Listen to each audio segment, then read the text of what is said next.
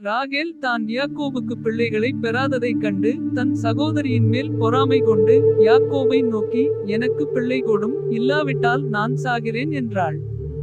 ஆதியாகமம் 30:1. அப்பொழுது யாக்கோபு ராகேலின் மேல் கோபங்கொண்டு, தேவனல்லோ உன் கர்ப்பத்தை அடைத்திருக்கிறார், நான் தேவனா என்றான். ஆதியாகமம் 30:2. அப்பொழுது அவள், என் வேலைக்காரியாகிய பில்காள் இருக்கிறாளே, அவள் என் மடிக்கு பிள்ளைகளை பெறவும் அவளாலாகிலும் என் வீடு கட்டப்படவும் அவளிடத்தில் சேரும் என்று சொல்லி. ஆதியாகமம் 30:3. அவனுக்கு தன் வேலைக்காரியாகிய பில்காளை மனைவியாக கொடுத்தாள். அப்படியே யாக்கோபு அவளை சேர்ந்தான். ஆதியாகமம் 30:4. பில்காள் கர்ப்பவதியாகி யாக்கோபுக்கு ஒரு குமாரனை பெற்றாள். ஆதியாகமம் 30:5. அப்பொழுது ராகேல், தேவன் என் வழக்கை தீர்த்து என் சத்தத்தையும் கேட்டு எனக்கு ஒரு குமாரனை கொடுத்தார் என்று சொல்லி அவனுக்கு தான் என்று பெயரிட்டான். ஆதியாகமம் 30:6. மறுபடியும் ராகேலின் வேலைக்காரியாகிய பில்காள் கர்ப்பவதியாகி யாக்கோபுக்கு இரண்டாம் குமாரனை பெற்றாள். ஆதியாகமம் 30:7. அப்பொழுது ராகேல், நான் மகா போராட்டமாய் என் சகோதரியோடே போராடி மேற்கொண்டேன் என்று சொல்லி அவனுக்கு நப்தலி என்று பெயரிட்டாள். ஆதியாகமம் 30:8. லேயாள் தான் பிள்ளை பெறுகிறது நின்று போனதைக் கண்டு தன் வேலைக்காரியாகிய சில்பாளை அழைத்து அவளை யாக்கோபுக்கு மனைவியாக கொடுத்தாள். ஆதியாகமம் 30:9. லேயாளின் வேலைக்காரியாகிய சில்பாள் யாக்கோபுக்கு ஒரு குமாரனை பெற்றாள். ஆதியாகமம் 30:10. அப்பொழுது லேயாள் ஏராளமாகிறதென்று சொல்லி அவனுக்கு காத் என்று பெயரிட்டாள். ஆதியாகமம் 30:11. பின்பு லேயாளின் வேலைக்காரியாகிய சில்பாள் யாக்கோபுக்கு இரண்டாம் குமாரனை பெற்றாள். ஆதியாகமம் 30:12. அப்பொழுது லேயாள், நான் பாக்கியவதி, ஸ்திரீகள் என்னை பாக்கியவதி என்பார்கள் என்று சொல்லி அவனுக்கு ஆசேர் என்று பெயரிட்டாள். ஆதியாகமம் 30:13. கோதுமை அறுப்பு நாட்களிலே ரூபன் வயல்வெளியிலே போய் தூதாயின் கனிகளை கண்டெடுத்து அவைகளை கொண்டு வந்து தன் தாயாகிய லேயாளிடத்தில் கொடுத்தான். அப்பொழுது ராகேல் லேயாளை நோக்கி, உன் குமாரனுடைய தூதாயின் கனியில் சிலவற்றை எனக்கு கொஞ்சம் தா என்றாள். ஆதியாகமம் 30:14. அதற்கு அவள், நீ என் புருஷனை எடுத்துக்கொண்டது அற்பகாரியமா? என் குமாரனுடைய தூதாயின் கனிகளையும் எடுத்துக்கொள்ள வேண்டுமோ என்றாள். அதற்கு ராகேல், உன் குமாரனுடைய தூதாயின் கனிகளுக்கு ஈடாக இன்று இரவு அவர் உன்னோடே சயனிக்கட்டும் என்றாள். ஆதியாகமம் 30:15. சாயங்காலத்தில் யாக்கோபு வெளியிலிருந்து வருகையில் லேயாள் புறப்பட்டு அவனுக்கு எதிர்கொண்டு போய், என் குமாரனுடைய தூதாயின் கனிகளால் உம்மை கொண்டேன், ஆகையால் நீர் என்னிடத்தில் வரவேண்டும் என்றாள். அவன் அன்று இரவு அவளோடே சயனித்தான். ஆதியாகமம் 30:16. தேவன் லேயாளுக்கு செவி கொடுத்தார். அவள் கர்ப்பவதியாகி யாக்கோபுக்கு ஐந்தாம் குமாரனை பெற்றாள். ஆதியாகமம் 30:17. அப்பொழுது லேயாள், நான் என் வேலைக்காரியை என் புருஷனுக்கு கொடுத்த பலனை தேவன் எனக்கு தந்தார் என்று சொல்லி அவனுக்கு இசக்கார் என்று பெயரிட்டாள். ஆதியாகமம் 30:18. அப்புறம் லேயாள் கர்ப்பவதியாகி யாக்கோபுக்கு ஆறாம் குமாரனை பெற்றாள். ஆதியாகமம் 30:19.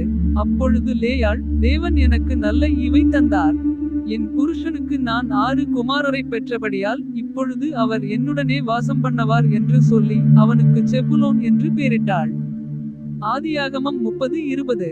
பின்பு அவள் ஒரு குமாரத்தியையும் பெற்று அவளுக்கு தீனாள் என்று பெயரிட்டாள். ஆதியாகமம் 30:21. தேவன் ராகேலை நினைத்தருளினார். அவளுக்கு தேவன் செவி கொடுத்து அவள் கற்பந்தரிக்கும்படி செய்தார். ஆதியாகமம் 30:22.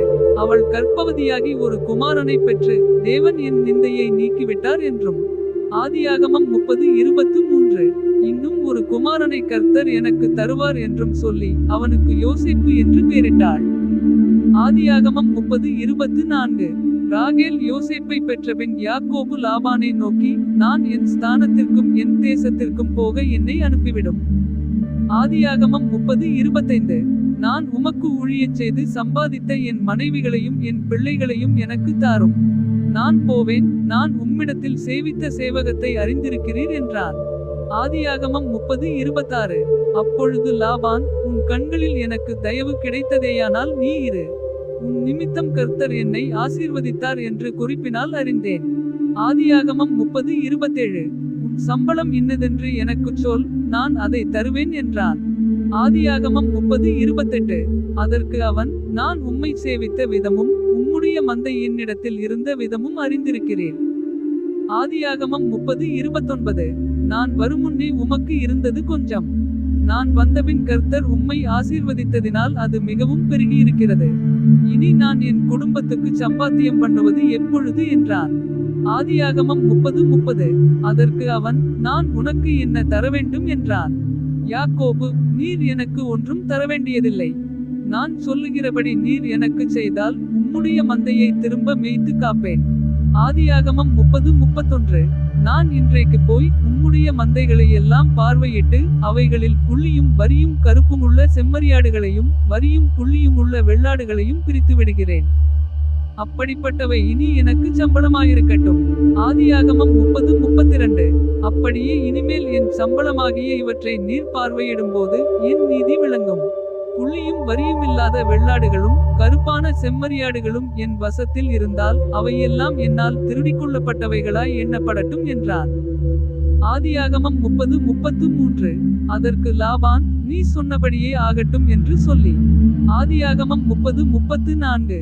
அந்நாளிலே கலப்பு நிறமும் வரியும் உள்ள வெள்ளாட்டு கடாக்களையும் புள்ளியும் வரியும் உள்ள வெள்ளாடுகள் யாவையும் சற்று வெண்மையும் கருமையும் உள்ள செம்மறியாடுகள் யாவையும் பிரித்து தன் குமாரரிடத்தில் ஒப்புவித்து.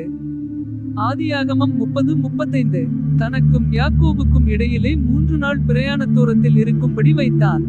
லாபானுடைய மற்ற ஆடுகளை யாக்கோபு மேய்த்தான். ஆதியாகமம் 30:36. பின்பு யாக்கோபு பச்சையாயிருக்கிற புன்னை வாதுமை அர்மோன் என்னும் மரங்களின் கொப்புகளை வெட்டி இடையிடையே வெண்மை தோன்றும்படி பட்டையை உரித்து. ஆதியாகமம் 30:37. தான் உரித்த கொப்புகளை ஆடுகள் தண்ணீர் குடிக்க வரும் கால்வாய்களிலும் தொட்டிகளிலும் ஆடுகளுக்கு எதிராக போட்டு வைப்பான். ஆடுகள் தண்ணீர் குடிக்க வரும்போது பொலிவதுண்டு. ஆதியாகமம் 30:38. ஆடுகள் அந்த கொப்புகளுக்கு முன்பாக பொலிந்தபடியால் அவைகள் கலப்பு நிறமுள்ளதும் புள்ளியுள்ளதும் வரியுள்ளதுமான குட்டிகளை போட்டது. ஆதியாகமம் 30:39. அந்த ஆட்டுக்குட்டிகளை யாக்கோபு பிரித்து கொண்டு ஆடுகளை லாபானுடைய மந்தையில் இருக்கும் கலப்பு நிறமானவைகளுக்கும் கருப்பானவைகளெல்லாவற்றிற்கும் எதிராக நிறுத்தி தன் ஆடுகளை லாபானுடைய மந்தையோடே சேர்க்காமல் தனிப்புறமாக வைத்துக் கொள்வான். ஆதியாகமம் 30:40. பலத்த ஆடுகள் பொலியும் போது அந்த கொம்புகளுக்கு எதிரே பொலியும்படி யாக்கோபு அவைகளை அந்த ஆடுகளின் கண்களுக்கு முன்பாக கால்வாய்களிலே போட்டு வைப்பான். ஆதியாகமம் 30:41. பலவீனமான ஆடுகள் பொலியும் போது அவைகளை போடாமலிருப்பான். இதனால் பலவீனமானவைகள் லாபானையும் பலமுள்ளவைகள் யாக்கோபையும் சேர்ந்தன. ஆதியாகமம் 30:42.